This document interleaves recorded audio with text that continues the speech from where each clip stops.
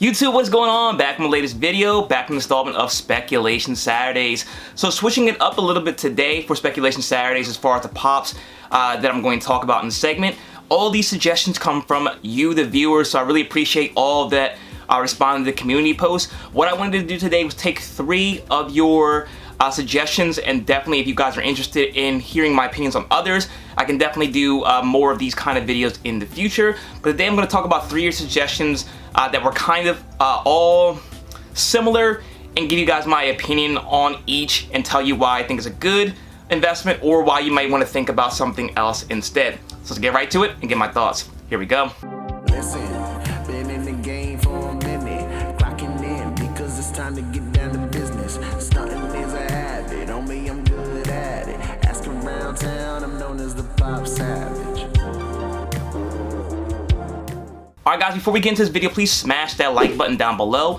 Let me know you guys are enjoying these videos, and as always, if you're new to this channel, welcome, and hit the subscribe button down below as well so you updates on my most recent content, and hit that bell notification so you're alerted as soon as I post a new video. So like I said, I want to kind of talk about the suggestions you guys gave. I get a lot of comments and a lot of messages from you guys pretty frequently. I don't always have the time to reply to everything, and I thought maybe it'd be easier to reply to some of these messages through video, and I did put a community post out earlier this week of asking you guys what you guys thought would be future grails, and that I would give you guys my opinion on where I think it's a good or bad idea. Now, as always, I just have to preface my comments with saying these are just my opinions, and when I'm talking about Funko Pops as an investment, I'm talking about the risk reward as far as where it is now and what it may be in the future, and also the return on investment as well. You know, when you're talking about investments, that's the most important thing. You know, obviously it's going to go up in value, but as far as the percentage return, you know, is there something else better out there you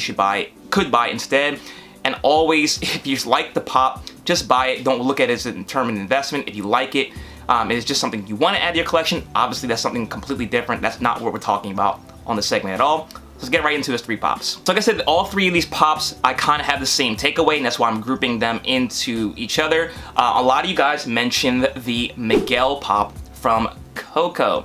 So that's the one I want to talk about first. Miguel, if you guys are not familiar with the movie Coco, is the main character of the movie. An extremely good movie. I think it's one of the most underrated Disney, I think it's a Disney, I don't think it's a Pixar movies of all time. Actually, it is a Pixar movie. It's a very, very good movie. If you have not seen it yet, I definitely encourage you to go and see it. They're also talking about, there's some rumors, not anything concrete at all, that there may be a sequel coming in the future. But I think in general, it's a very, very good movie, and it seems like it's gotten a lot more popular recently as we've seen more products being made by Funko for this property, even though the movie has not come out with any new news, anything coming soon, and it came out a couple years ago. So coming back to Miguel, as far as buying it as an investment, like I said before, if you like the character, definitely buy it, but I think Miguel may be a victim of his own success. I talked about this in the previous video where I talked about like Superman and Batman pops, where they make so many of them that it kind of dilutes the market. Same with the Wolverine pop. If you didn't check that video, I highly suggest you do so. Miguel may be approaching that same point as well. Miguel has, I believe, 4 pops. One has a chase variant that's 5, and they also now announcing a box lunch exclusive that is extremely nice as well for the mold. I think that's one I'm going to pick up because I actually don't have the Miguel pop. I think Miguel, there's now enough options for fans of Miguel that they're able to get the ones that get a Miguel pop into their collection. I think it's kind of going to be hard to determine what the best Miguel pop is as far as collectability purposes. I know a lot of people are probably going to think, as far as rarity is concerned, it's going to be the chase version. I've said in the past, I'm not as big on chases as other people may be, and in this instance, to me, at least personally, that chase is not as good as the regular version of that Miguel. Drop down in your comment section below what you guys think, which one's better. But at this point, I think the amount of Miguels out there are going to cannibalize themselves, meaning if you want a Miguel, you're not necessarily going to pay too much money for Miguel if there's another option out there. This box lunch exclusive one is going to be around retail for a while, and the chase version I think is going for like 40 to 50 bucks. That may be Miguel's peak with 6 pops now out there for him. Obviously things can change over time if more people get into the hobby and there's not as much supply from Miguel, but I don't think Coco is as popular as something like Aladdin or Lion King or something like that has or Beauty and the Beast that has a whole lot more fans than Coco. I think there is enough product out there on the market right now for Miguel, and I think you might be better looking out, if you're looking into Funko Pops, something like this, either Hector or Pepita, where they're still a little bit more pricey than Miguel, like 30 bucks I think for this, and I think maybe 30 bucks for this one as well. It sells as well as Ernesto de la Cruz. They're gonna be pops. I don't think they're gonna make any more versions of them, as well as that Dante pop, the dog from Box Lunch, where they may have some more upside because they're rarer characters, and people who are fans and want to complete the collection are going to have less options as far as getting them into their collection. So that may be the better way to look at it. If you do want to get the Miguel though, the one I think is probably the best is going to be the first version of him, the one with the chase. I would definitely get the regular version, which I think is going for about like 8 to 10 bucks, nothing expensive at all. The upside there, if there is enough people to get into the hobby, I think that one may become like a $20 pop maybe, which I guess double your money. But as far as an investment, I don't necessarily think Miguel has as much potential as maybe the side characters from Coco. Alright guys, so up next, a lot of you guys also talked about Miles Morales as a pop or for a future investment.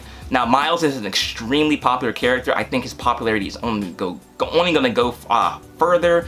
I think the new generation that is younger than me, you know, and the kids nowadays are being introduced to Miles as the first version of Spider-Man for them and not Peter Parker. So I think moving forward long-term, Miles Morales has a lot of potential as a character. The same also applies for Miles, that applies to Miguel. There's a lot of Miles Morales out there. A lot of you guys suggested the hoodie version of Miles Morales. I think it's the PX exclusive, because that one's starting to get up there a little bit in price. I think, in my opinion, that might be the peak. I think there's so many different versions of Miles. We're going to get another Into the Spider-Verse movie coming soon, and they're going to make more Miles Morales pops moving forward.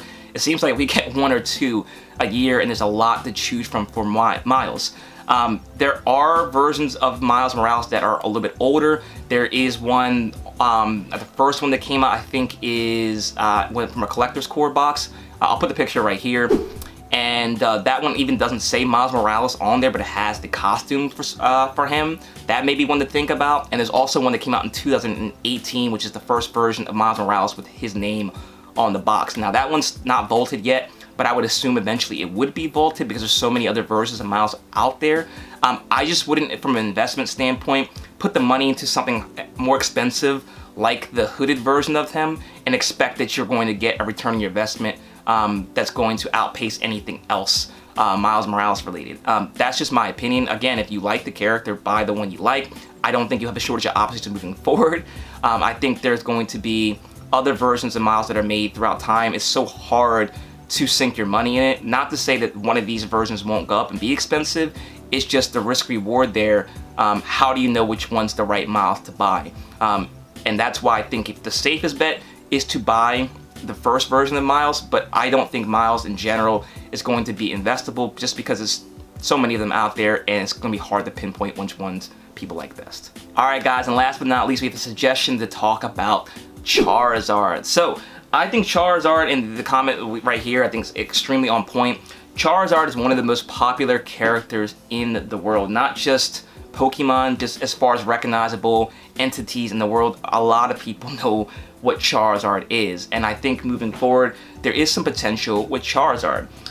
The reason why I say it's kind of similar to the other two is I think that there's going to be more Charizard stuff that is made, and I think the original version of Charizard may never get vaulted.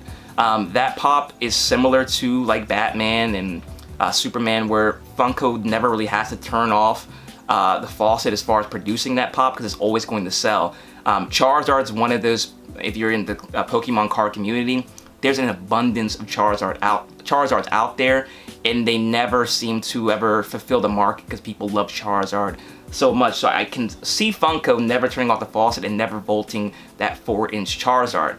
Now that's not to say that for the rate it's going right now, which is about probably 10 to 12 bucks, 15 bucks maybe, that eventually the amount of people to get into the Funko hobby doesn't satisfy that amount that's in the market. So there is some small potential there, but not really that much of a return on your investment. But I do think moving forward, pops such as this, the 10-inch Charizard, are going to have a lot more potential. This pop's only going for about 60 bucks, I believe, and it was a Target exclusive, and also it's a 10-inch pop. I don't think Funko's going to make too many more of these 10-inch pops. They don't sell as well as the regular versions because people don't have as much space to display these in their collection. But if somebody's going to make space in their collection for a bigger Pokemon Funko Pop, which one's it going to be? Most likely Charizard. So I can see people paying up more for this one. I could see this one easily being a $100 plus pop moving forward, which would double your money at this point. And I think Charizard has a lot of potential moving forward.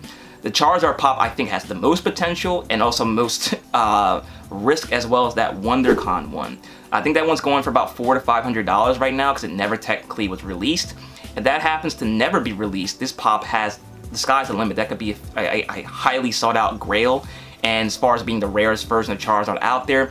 But if it does release, I think the floor is also pretty low for that Charizard as well. But that one has a lot of potential because it doesn't just appeal to the Funko community, it appeals to the Pokemon community and pop culture in general as being a rare collector's piece. So I definitely think Charizard has some potential. Obviously, we're probably going to get another version of Charizard, the Flocked Charizard and the Diamond Charizard moving forward, because that's what Funko tends to do with Pokemon.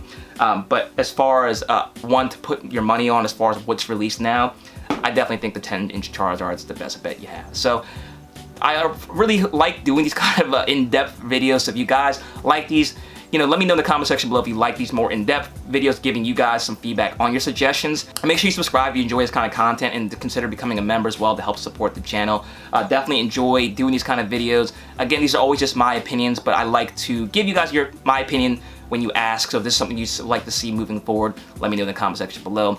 As always, if you're interested in getting $15 off your first order via Whatnot, there is a link in the description box below. Helps support the channel, helps you get some money off in your Funko collecting journey. As always, check me out my second channel at Savage Breaks, where I do Pokemon, sport cards, and comic books. And check me out on my Instagram as well at ThePopSavage. You can stay connected there. Thanks again for watching. Till next time, see you later.